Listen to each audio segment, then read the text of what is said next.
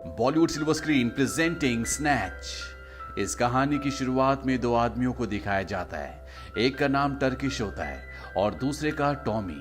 Turkish कहता है कि आज से एक हफ्ते पहले मैं बॉक्सिंग प्रमोटर था, पर अब मेरी जिंदगी में सब कुछ बदल गया।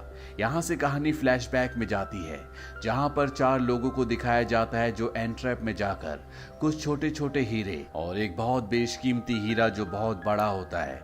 इस हीरे का वजन 17.2 ग्राम है। ये 86 कैरेट का है।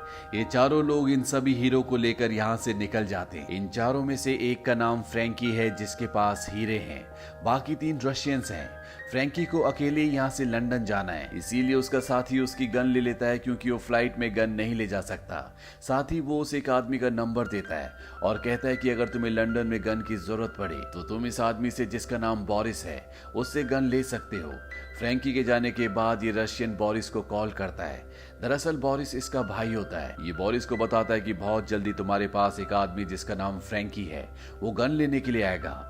उसके पास बेशकीमती हीरे हैं, तुम्हें किसी भी हालत में बिना मारे उससे वो हीरे हासिल करने होंगे। फ्रैंकी की एक ही कमजोरी है और वो है जुआ। फ्रैंकी बोरिस के पास पहुंच जाता है। बोरिस उसे एक बहुत ही शानदार गन देता है और जब फ्रैंकी उसकी कीमत पूछता है तो बोरिस कहता है कि ये तुम्हारे लिए मेरी तरफ से एक तोहफा है। फ्रैंकी कहता है कि मुझे क्या करना होगा। बोरिस कहता है कि कुछ ही दिनों में एक गैर कानूनी बॉक्सिंग मैच होने वाला है। मैं चाहता हूँ कि उस मैच में तुम मेरी तरफ से पैसे लगाओ। फ्रैंकी उससे पूछता है कि तुम अपने पैसे खुद क्यों नहीं लगाते। बोरिस उसे बताता है कि जो लोग पैसे लगवाते हैं मैं उनका कर्जदार हूँ, मैंने उनके बहुत पैसे देने हैं, इसीलिए मैं चाहता हूँ कि तुम मेरी तरफ से पैसे लगाओ। फ्रैंकी उसकी बात मान जाता है। फ्रैंकी के जाने के बाद बोरिस एक आदमी के पास जाता है जो गैर कानूनी काम करता है। बोरिस उसे कहता है कि तुम्हें मेरे लिए काम करना होगा, तुम्हें एक आदमी को लूटना है, इसके बदले मैं तुम्हें $50,000 दूंगा। लुटेरा बोरिस का काम करने के लिए मान जाता है। वहीं दूसरी तरफ टर्किश को और टॉमी को दिखाया जाता है। ये दोनों वही है जिनके दिमाग में पूरी कहानी चल रही है। टर्किश अपने दोस्त टॉमी को कहता है कि उसे एक नई कैरेवैन चाहिए क्योंकि अगली इलीगल बॉक्सिंग फाइट जो कि टर्किश करवाता है उससे पहले वो अपनी कैरेवैन को बदलना चाहता है।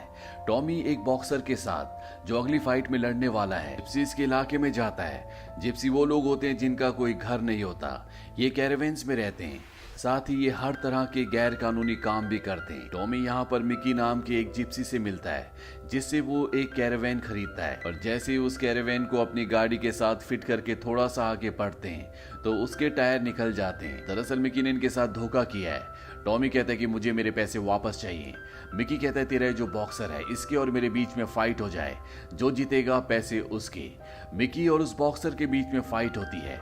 शुरू में वो बॉक्सर मिकी को बहुत बुरी तरह से मारता है पर मिकी एक ही पंच में उसे धराशायी कर देता है। दरअसल मिकी भी अपने एरिया का चैंपियन बॉक्सर होता है, पर अब टॉमी के दोस्त टर्किश के आगे सबसे बड़ा सवाल ये है कि वो अगली फाइट में किस बॉक्सर को उतारेगा। इसीलिए टर्किश मिकी को बुलाता है और अगली फाइट में उसे लड़ने के लिए कहता है।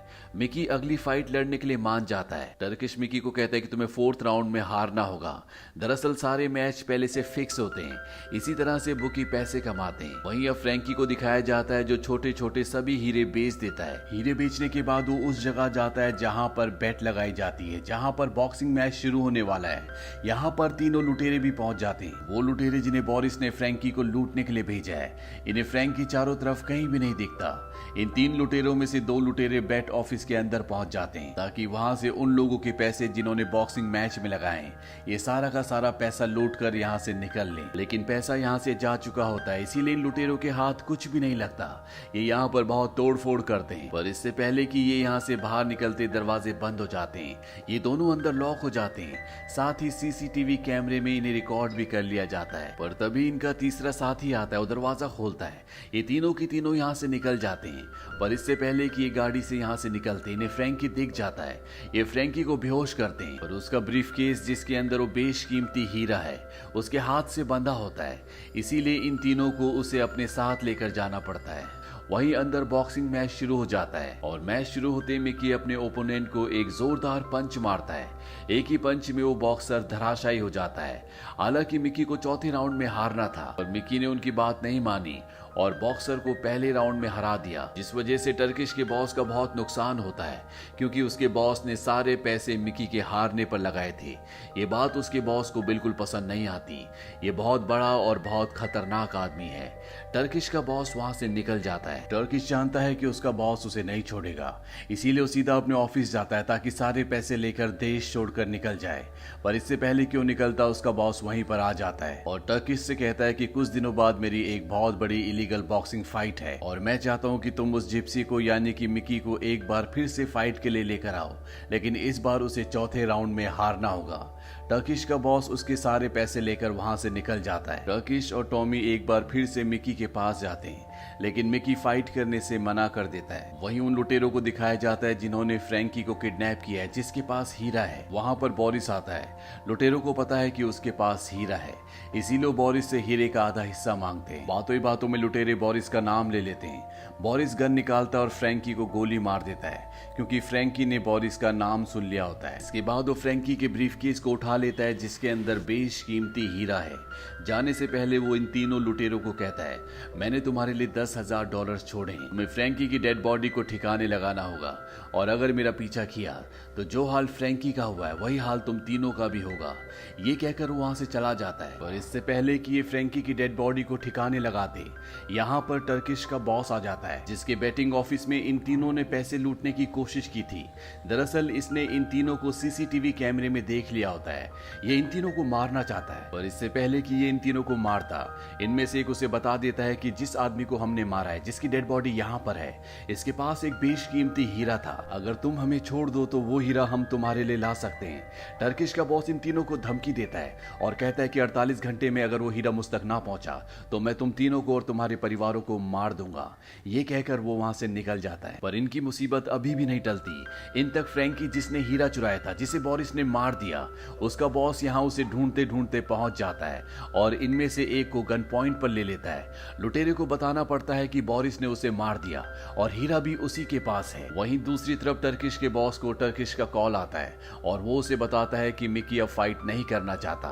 टर्किश का बॉस कहता है कि उसे फाइट करनी होगी और वो मिकी की मॉम का कैरेवन जला देता है, वो भी उस वक्त जब उसकी मॉम उसके अंदर होती है, यानी कि मिकी की मॉम अब मर चुकी है।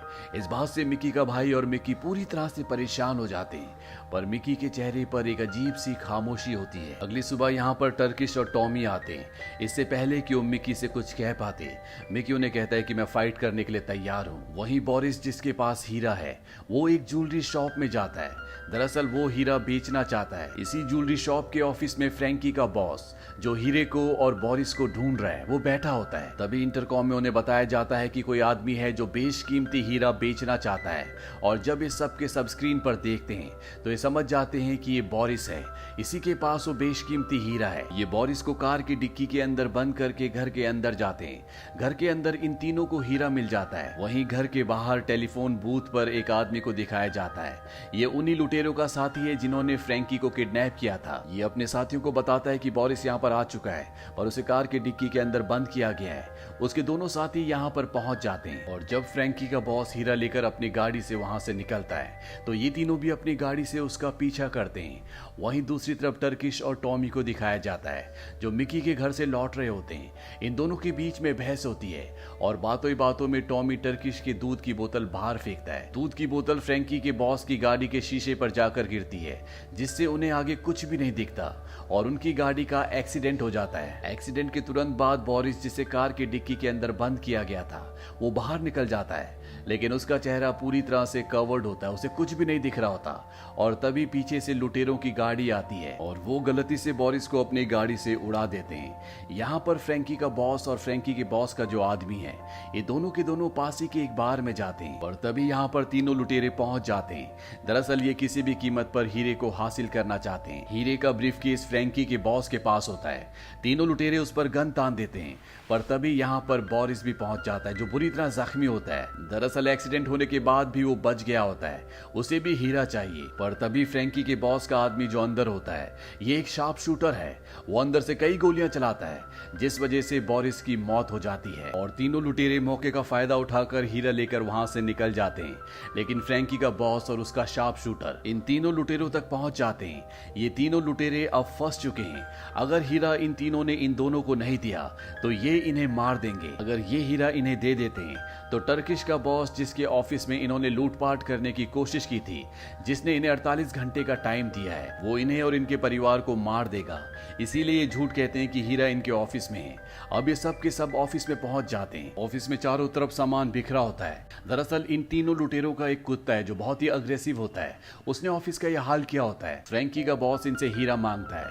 ये हीरा ढूंढने का नाटक करते हैं और एक ज्वेलरी की डिब्बी दिखाकर कहते हैं कि शायद हीरा कुत्ता निगल गया है। फ्रैंकी के बॉस का आदमी जब कुत्ता खोलता है तो बहुत अग्रेसिव होता है, वो पूरी तरह से आउट ऑफ कंट्रोल होता है। फ्रैंकी का बॉस उसे गोली मारने वाला होता है, पर तभी इन तीनों लुटेरों में से एक लुटेरा, जिसके पास हीरा है, वो कुत्ते को बचाने के लिए हीरा निकालकर फ्रैंकी के बॉस को दे देता है। फ्रैंकी का बॉस जब हीरा देख रहा होता है तभी कुत्ता उसके हाथ से हीरा छीन कर निकल जाता है। फ्रैंकी का बॉस चारों तरफ गोलियां चलाता है, लेकिन कुत्ता वहां से भाग जाता है। यहाँ पर फ्रैंकी के बॉस से एक गलती हो गई होती है। दरअसल गलती से उसने अपने आदमी को गोली मार दी, इसीलिए वो यहाँ से वापस अपने शहर न्यूयॉर्क चला जाता है। वहीं दूसरी तरफ बॉक्सिंग मैच में दिखाया जाता है जहाँ पर आज मिकी को बॉक्सिंग करनी है। यहाँ पर टर्किश का बॉस उसके पास आता है। वो कहता है कि अगर तुम चौथे राउंड में नहीं हारे तो हमारे आदमी जो तुम्हारे इलाके में पहुंच चुके हैं, तुम्हारे आदमियों का वही हाल करेंगे जो हमने तुम्हारी माँ का किया था। अब यहाँ पर फाइट शुरू हो जाती है। 3 राउंड्स तक दोनों फाइटर्स के बीच में एक घमासान फाइट होती है, पर चौथे राउंड में मिकी एक बार फिर से एक जोरदार पंच मारकर दूसरे बॉक्सर को हरा देता है।